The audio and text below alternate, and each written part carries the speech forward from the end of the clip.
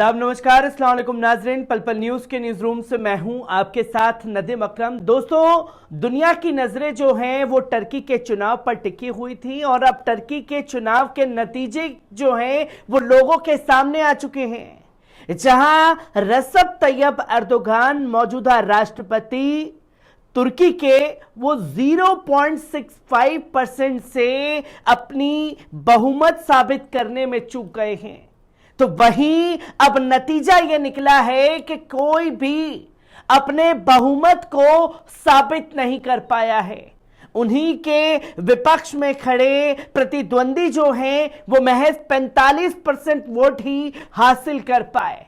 तो कोई 0 के पास पहुंचा तो किसी ने 22 का आंकड़ा जो है वो पार किया, जिसके चलते जो है वहां 50% चाहिए होते हैं सरकार बनाने के लिए, जो 50% में महज 0.65% रसब तैयब अर्दोगान अपनी सरकार बनाने से चूक गए हैं। और अब नतीजा यह निकला है कि 28 मई को दोबारा से तुर्की के चुनाव होंगे। इसी के साथ साथ आपको बता दें कि प्रेसिडेंशियल वोट्स जो टोटल पड़े हैं टर्की में वो 98.89% पड़े हैं। तो वहीं आपको बता दें कि पोस्टल बैलेट पर वोटर्स टोरेंट पर 87.56% पड़े हैं। टोटल 50 मिलियन लोगों ने जो है इस चुनाव में हिस्सा लिया, जिन्होंने वोट डाले, जहां रसब तैयब अर्दोगान को 49.35% वोट मिले हैं। तो वहीं उनके विपक्ष में खड़े कैमिल को महज 45% वोट मिले हैं। इसी के साथ साथ आपको बता दें कि उन्हीं के साथ साथ एक मोरिम जो चुनावी मैदान में थे, उन्हें 0.43 वोट मिले हैं। तो वहीं ओगन को महज 5.22% वोट ही हासिल हो पाए हैं, जिसकी तस्वीरें आप स्क्रीन पर देख रहे हैं। जो कैंडिडेट चुनावी मैदान में थे वो तस्वीर लोगों के सामने है और हर किसी को उम्मीद थी कि रसब तैयब अर्दोगान के लिए ये आने वाला चुनाव जो है वो काफी कठिन परिस्थितियों के लिए है, क्योंकि उनके विरोधियों ने उनके खिलाफ भूकंप के मुद्दे को भुनाया, मुद्रास्फीति के मुद्दे को बनाया और तमाम तरीके से जो इस्लाम को लेकर के रसब तैयब अर्दोगान चलते हैं उसको भी मुद्दा बना करके इस चुनावी मैदान में पेश किया गया। पर रसब तैयब अर्दोगान को अपनी जीत का भरोसा था, जहां सबसे बड़ी पार्टी भी जो है तुर्की में वोट हासिल करने वाली रसब तैयब अर्दोगान की पार्टी ही बनी है, जिसके चलते वहां पूर्ण बहुमत कोई साबित नहीं कर पाया। तो 28 मई को यह फैसला लिया गया है कि अब दोबारा चुनाव होंगे। किस तरीके से प्रक्रिया चली है, एक बार इस पूरी रिपोर्ट पर नजर डालते हैं। दोस्तों, तुर्की में रविवार को हुए राष्ट्रपति चुनाव के नतीजे आ गए हैं। जनता में किसी भी पार्टी को बहुमत नहीं दिया गया है। आपको बता दें कि देश का मीडिया जो है कश्मीर मामले में पाकिस्तान का समर्थन करने वाले रसब तैयब अर्दोगान की पार्टी AKP को महज 49 वोट मिले। वहीं तुर्की में गांधी कहे जाने वाले कमाल की पार्टी को CHP को महज 45% वोट मिले हैं, जबकि सत्ता में आने के लिए किसी भी पार्टी को 50% से ज्यादा वोट मिलने चाहिए। जहां तुर्की में फरवरी में आए भूकंप के 3 महीने बाद यह चुनाव हुआ था। भूकंप में 50,000 से ज्यादा लोगों की जान गई थी, जिसमें अल जजीरा के मुताबिक लोगों ने इसका जिम्मेदार 20 साल से सत्ता में बैठे राष्ट्रपति रसब तैयब अर्दोगान को ठहराया था। तुर्की में पहले राउंड में किसी भी पार्टी को बहुमत नहीं मिलने की वजह से 28 मई को दोबारा वोटिंग होगी, जिसमें अभी 2 हफ्ते का समय ही बचा है, जिसको लेकर न्यूयॉर्क टाइम्स के मुताबिक अर्दोगान ने इन 14 दिनों का इस्तेमाल अपने वोटर्स को मनाने में करेंगे। वो 11 साल तक तुर्की में प्रधानमंत्री और 9 साल तक राष्ट्रपति रहे हैं। ये नतीजे 20 साल में उनके प्रदर्शन के रिजल्ट के तौर पर देखे जा रहे हैं, जहां 2011 में भ्रष्टाचार मिटाने और अर्थव्यवस्था को बेहतर करने के वादे के साथ वो सत्ता में आए। एर्दोगान अब लगातार डूबती अर्थव्यवस्था वाले देश के राष्ट्रपति भी बने हैं, जिन पर लोकतंत्र को कमजोर करने के आरोप उनके विपक्षी दल के लोग लगाते रहे हैं।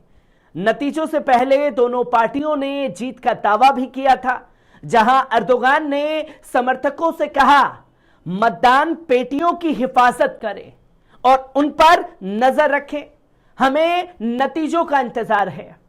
काउंटिंग के शुरुआती रुझानों में एर्दोगान की पार्टी को 60% वोट मिल रहे थे, जो बाद में पिछड़ते चले गए। वहीं मुख्य विपक्षी पार्टी के नेता कमाल के नतीजों में कड़ी टक्कर के चलते कहा था कि मेरे साथियों, आज रात हम सोएंगे नहीं। नतीजों में किसी पार्टी को पूर्ण बहुमत नहीं मिलने के बाद कमाल ने यह साफ तौर पर कहा कि जनता ने यह साबित किया है कि वो बदलाव चाहती है। फरवरी में आए भूकंप का 11 शहरों पर सबसे ज्यादा असर पड़ा था। इनमें 8 शहरों को एर्दोगान का गढ़ माना जाता है, जहां पिछले 2 चुनावों में उन्हें 60% से ज्यादा वोट भी मिले थे। रविवार को हुए चुनाव में भी बहुत कुछ नहीं बदला।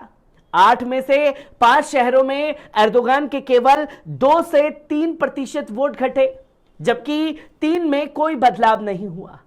भूकंप केंद्र के लिए वहां के गाजियाटेप शहर में एर्दोगान की पार्टी को 59% वोट मिले, जहां तुर्की की अहम पार्टियों के अलावा इस चुनाव में नए उम्मीदवार सिनाम ओगन की पार्टी को भी 5% से ज्यादा वोट हासिल हुए, जो अब एर्दोगान और कमाल को सत्ता में लाने के लिए भूमिका भी निभा सकते हैं।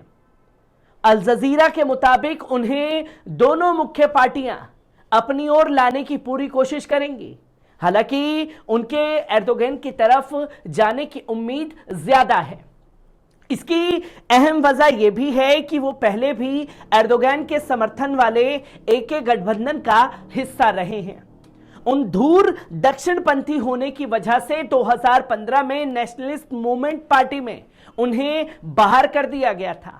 तुर्की में रह रहे लाखों सीरियाई शरणार्थियों पर उनके विवादित बयानों को दुनिया भर में आलोचनाएं होती भी रही हैं। जहां तुर्की की 600 सीटों वाली संसद में प्रवेश के लिए एक पार्टी के पास 7% वोट हासिल होना जरूरी है, या फिर पार्टी किसी ऐसे गठबंधन का हिस्सा हो जिसके पास वोटों की जरूरी संख्या मौजूद हो। जहां तुर्की में एक व्यक्ति सिर्फ 2 टर्म तक ही राष्ट्रपति रह सकता है। एर्दोगान के 2 टर्म पूरे हो चुके हैं, लेकिन 2017 में राष्ट्रपति के अधिकारों से जुड़ा एक रेफरेंडम लाया गया था, जिसकी वजह से उनका पहला कार्यकाल जल्दी खत्म हो गया था। इसी वजह से एर्दोगान को तीसरी बार खासतौर पर चुनाव लड़ने की इजाजत भी मिल गई। चुनाव जीतने के लिए एक उम्मीदवार को महज 50% वोट हासिल करना जरूरी है, जो कि तुर्की में 36 लाख रिफ्यूजी हैं, जो 2011 में सीरिया में सिविल वॉर शुरू होने के बाद यहां आ गए थे। यहां हर नागरिक का वोट डालना भी जरूरी है। हालांकि वोट नहीं डालने पर जुर्माने का कोई स्ट्रक्चर नहीं बताया गया है, पर 2018 के चुनाव में यहां 86% वोटिंग भी हुई थी। सेकेंड वर्ल्ड वॉर में ऑटोमन एम्पायर की भी हार हो गई थी। इसके बाद एम्पायर की आर्मी में कमांडर रहे मुस्तफा केमाल अतातुर्क ने तुर्की की स्थापना 1923 में की थी। उस समय वहां की सोसाइटी कट्टरपंथी थी। इसके बावजूद केमाल अतातुर्क ने तुर्की को एक सेकुलर देश बनाया। सालों तक तुर्की में इस्लामिक ताकतों को इससे परेशानी रही और वो इसका विरोध करते रहे। एर्दोगान खुद 1999 में तुर्की के सेकुलर कानूनों का विरोध करने पर जेल भी गए। इसके ठीक 4 साल बाद 2003 में उन्हें सत्ता मिली। उन्हें दक्षिणपंथी समूह ने खूब समर्थन दिया। नतीजा यह रहा कि लगातार चुनाव में जीत मिली और वो तुर्की को बनाने वाले नेता कमाल अतातुर्क जितने बड़े नेता बन गए। तुर्की में राष्ट्रपति और संसदीय चुनाव के लिए रविवार को वोटिंग भी हुई, जहां अल जजीरा टीवी चैनल की रिपोर्ट के मुताबिक वोटिंग काफी अच्छी हुई, लेकिन ऑफिशियल वोटिंग परसेंट अभी क्लियर नहीं हो पाई है। और अगर ओगान रसब तैयब अर्दोगान के साथ जाते हैं तो जो बहुमत का आंकड़ा 50% है वो बढ़कर के 54% हो जाएगा, और अगर कमाल अतातुर्क के साथ जाते हैं तो उनका वोट प्रतिशत जो है वो 50% रहेगा। अब देखने वाली बात यह होगी कि दोनों में से कौन ओगान को मनाने में कामयाब होता है, और अगर वो ओगान को मनाने में कामयाब हो गए तो राष्ट्रपति रसब तैयब अर्दोगान तीसरी बार राष्ट्रपति बनेंगे। तो वहीं अगर नहीं होते हैं तो सत्ता से बेदखल भी रसब तैयब अर्दोगान हो सकते हैं। पर इस बीच रसब तैयब अर्दोगान ने अपने लोगों को, अपने वोटरों को मनाने का सिलसिला जो है वो और तेज कर दिया है। तुर्की चुनाव से जुड़ी हर एक अपडेट आप लोगों के साथ साझा करता रहूंगा। दीजिए इजाजत, शुक्रिया।